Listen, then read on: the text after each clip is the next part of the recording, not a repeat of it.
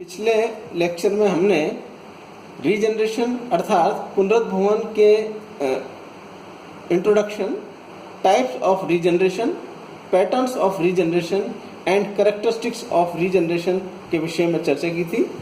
आज हम regenerative ability in animal kingdom के विषय में चर्चा करेंगे। Regeneration ability in animal kingdom को दो पार्ट्स में डिवाइड किया जा सकता है, regeneration in invertebrates and regeneration in vertebrates.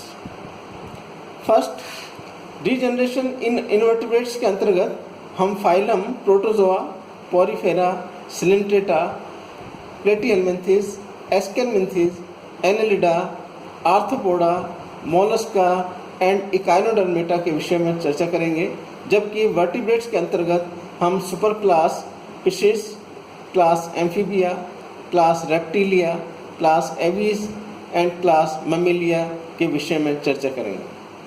Now first, regeneration in vertebrates, जिसके अंतर्गत हम फाइलम प्रोटोजोआ के विषय में बात करेंगे। प्रोटोजोन्स में रीजनरेशन की क्षमता बहुत होती है। यदि इनको छोटे छोटे टुकड़ों में काट दिया जाए तो सभी ऐसे टुकड़े जिनमें केंद्रक का अंश विद्यमान है वृद्धि कर पूर्ण जंतु बन जाते हैं।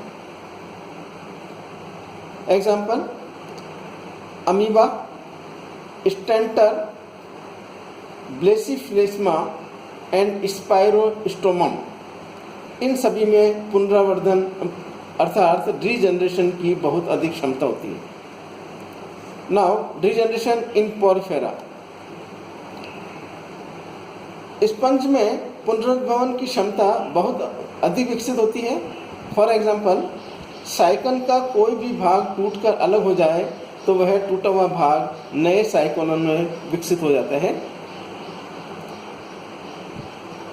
अथवा साइकोन के कई टुकड़े कर दिए जाएं तो प्रत्येक टुकड़ा नए साइकोन के रूप में विकसित हो जाएगा। कुछ स्पंजेस में विशिष्ट प्रकार की सेल्स, जिन्हें आर्कियोसाइट्स कहते हैं, इनके द्वारा पूर्ण स्पंज का निर्माण किया जा सकता है। स्पंज में pinacocytes, choanocytes and archaeocytes cells accumulate होकर रीजनरेशन द्वारा पूर्ण स्पंज का निर्माण करती है। Now regeneration in coelenterates, coelenterates में रीजनरेशन की बहुत क्षमता होती है। फॉर एग्जाम्पल, हाइड्रा के शरीर को टुकड़ों में काटा जाए तो ऐसा प्रत्येक टुकड़ा जिसमें दोनों सेलुलर लेयर उपस्थित हों, रीजनरेशन द्वारा कंप्लीट हाइड्रा का निर्माण हो जाता है। हाइड्रा में इस क्षमता का श्रेय इंटरस्टिशियल सेल्स को दिया जाता है, जो प्रोलिफरेशन अर्थात प्रचुर उद्बोधन एवं डिफरेंशिएशन अर्थात विभेदीकरण द्वारा अन्य सभी प्रकार की कोशिकाएं बना लेती हैं।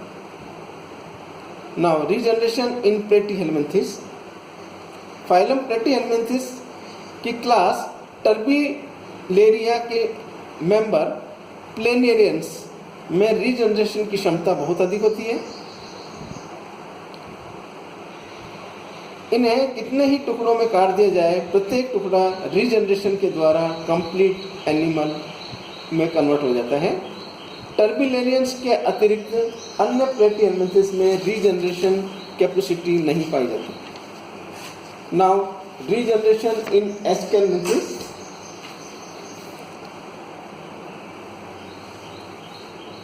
अर्थात निमेटोडा में पुनरुद्भवन। निमेटोडा के प्राणियों में रीजनरेशन कैपेसिटी बहुत कम होती है।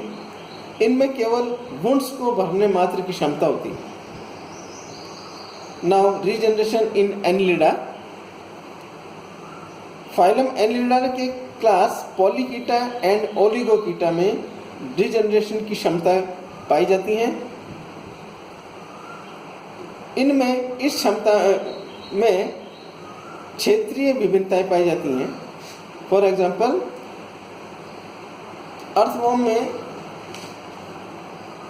4-6 सेगमेंट में टूटे हुए टुकड़े के अग्र सिरे पर रीजनरेशन के द्वारा हेड का निर्माण होता है।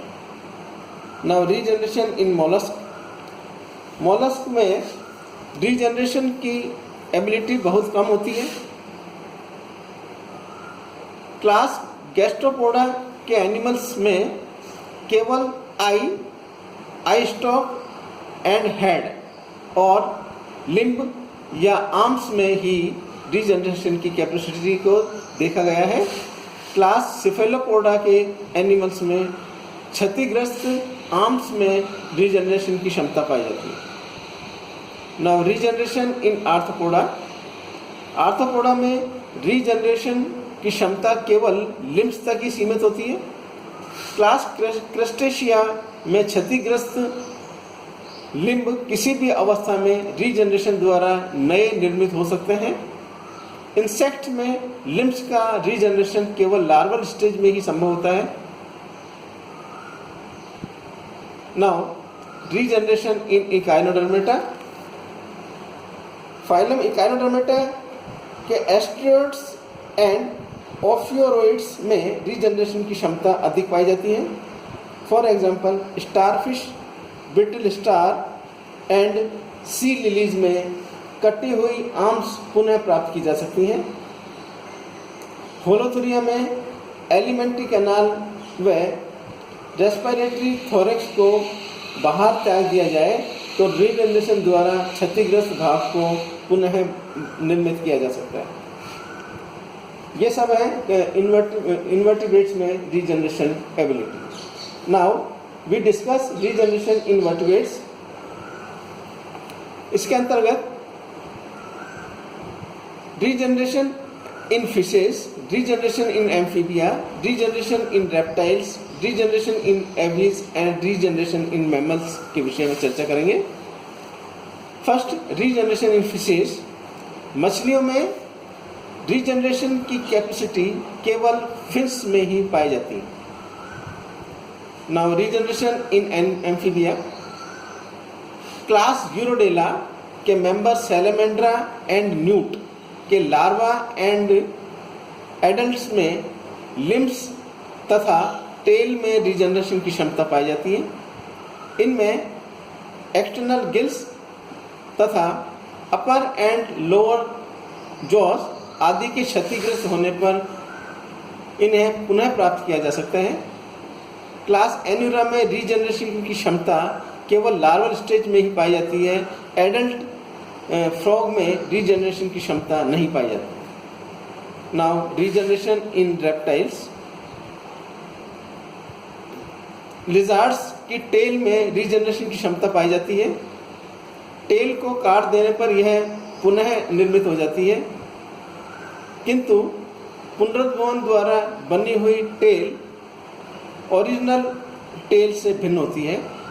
इस टेल में वर्टिब्रल कॉलम का निर्माण फिर से नहीं होता, केवल स्केल्स का रीजनरेशन होता है। नाउ रीजनरेशन इन बर्ड्स और एविज। बर्ड्स में रीजनरेशन की क्षमता बहुत कम होती है। इनमें केवल बीक अर्थात चोंच का क्षतिग्रस्त भाग ही पुनरुद्भवन की क्षमता रखता है। लास्ट में रीजनरेशन इन मैमल्स।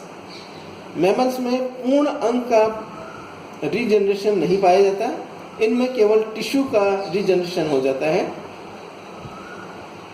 मैमल्स में रीजनरेशन के उदाहरण इस प्रकार हैं: वुंड्स का भरना अर्थात घावों का भरना। स्तनधारियों में अस्थि ऊतक अर्थात बोन टिश्यू में रीजनरेशन की क्षमता अपेक्षाकृत अधिक होती है। ब्लड निकल जाने पर इसका प्रतिस्थापन भी रीजनरेशन का उदाहरण है।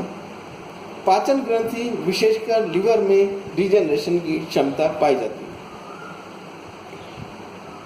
नेक्स्ट लेक्चर में हम रीजनरेशन इन वर्टिब्रेट्स के अंतर्गत रीजनरेशन इन सैलामेंडर का अध्ययन करेंगे। धन्यवाद।